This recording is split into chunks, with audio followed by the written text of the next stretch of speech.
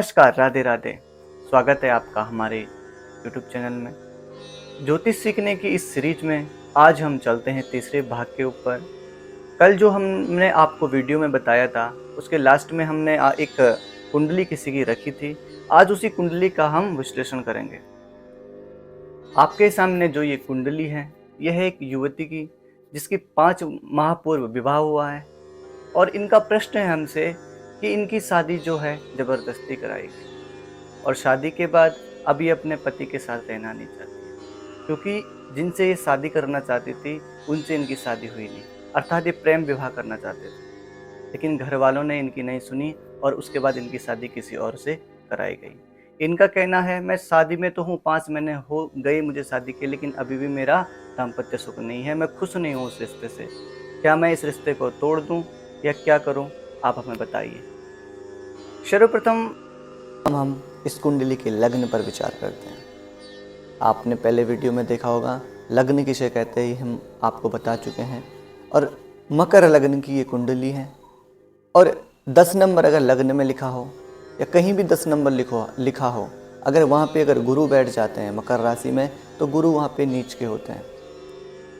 बशर्ते लग्न में बैठने से इसका नीचत्व भंग हो जाता है, लेकिन फिर भी नीच तो इनके अंदर रहेगा ही रहेगा, कम रहेगा लेकिन रहेगा। और दूसरा जो मेन इस पे फोकस करने वाली बात है, आप सप्तम भाव में आइए, 4 नंबर जहाँ पे लिखा हुआ है, तो मंगल भी यहाँ पे नीच के बैठे हुए हैं। बशर्ते जो लग्न के अधिपति हैं, लग्नेश जाके 10वें भाव में, शनि जो है लग्नेश हैं, उच्च के हैं तुला राशि में। लेकिन केतु के साथ बैठने के बाद इनका जो एक दुर्योग बन रहा है उसे कहते हैं पितृदोष।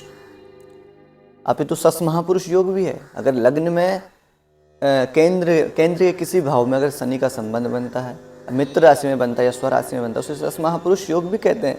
लेकिन पितृदोष यहाँ पे ज़्यादा कारगर है क्योंकि उसकी डिग्री ज़्यादा है। डिग्री देखना हमने आपको बताया था। अब सबसे पहले जो इनका प्रश्न है, सप्तम जो भाव है उसके ऊपर है कि इनका पारिवारिक जो अभी मामला चल रहा है वो ठीक नहीं है। अब सप्तम भाव में मंगल बैठे हुए हैं, नीच के बैठे हुए हैं, सूर्य बैठे हुए हैं और मंगल सूर्य की युति हो रही है और बुध भी साथ में बैठे हैं। तो मंगल का प्रभाव इस कुंडली में ज़्यादा है।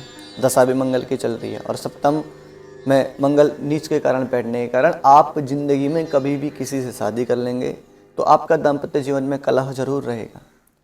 अगर आप जिसको चाहती थी, जिससे आप प्रेम करती थी, अगर उसके साथ भी अगर आपका विवाह हो जाता, तब भी इसकी कोई गारंटी नहीं थी कि उसके साथ तुम खुश रह सकती, क्योंकि योगी ऐसा बनना है, दुर्योग बना है। दाम्पत्य के कारण शुक्र 5वें भाव में बैठे हैं अपनी ही राशि में, लेकिन उसके बावजूद भी उनकी डिग्री कम है। वो आपको वो सुख नहीं दे सकते। अगर इनकी डिग्री थोड़ी बहुत ठीक रहती, 6 से 12 से 24 के बीच में, 12 से 18 के बीच में भी अगर इनकी डिग्री होती तो फिर आपको अच्छा फल मिल सकता था। तो इसीलिए आपको ऐसा कदम नहीं उठाना चाहिए, क्योंकि सप्तम भाव है वो आपका पीड़ित है। सूर्य और चंद्रमा का परिवर्तन योग बना है सप्तम और अष्टम का, और जिसके कारण आपका मन थोड़ा बेचैन है, मन में चंचलता आ रही है और अशांत मन रहता है। अगर 6वें 8वें 12वें भाव से अगर चंद्रमा का संबंध होता है तो आदमी का मन थोड़ा विचलित होने लग जाता है।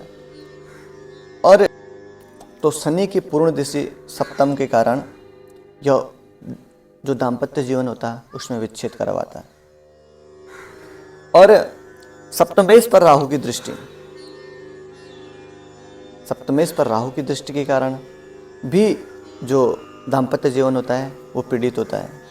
और नीच के गुरु की भी दृष्टि सप्तम भाव पे पड़ रही है, इससे भी दाम्पत्य जीवन कमजोर होता है। इसलिए सप्तम भाव कह सकते हैं आपका पीड़ित है। और सप्तम भाव में जब मंगल की दृष्टि पड़ती है या मंगल वहाँ पे बैठे होते हैं और साथ में शनि की जो दृष्टि होती है, अगर सप्तम भाव में मंगल बैठे हैं, ऊपर से शनि की अगर उस पर दृष्टि पड़ जाए तो फिर 2 विवाह के योग भी होते हैं। तो ऐसा ना हो कि तुम्हें 2 विवाह का योग बन जाए। इसलिए आप जिस रिश्ते में आज हो उसी में आपको खुश रहना चाहिए, क्योंकि आगे कुछ हमें अच्छा नहीं दिखाई दे रहा है इस कुंडली में कि आगे जाकर तुम्हारा दाम्पत्य जीवन ठीक रहेगा। जिसके साथ हो अभी हो खुश रहो, क्या गारंटी अगला तुम्हें खुश रख सकता है। इसलिए हमारा तो इस कुंडली को देख के यही हम विचार करते हैं कि आप जिसके साथ हैं अभी खुश रहें। राधे राधे।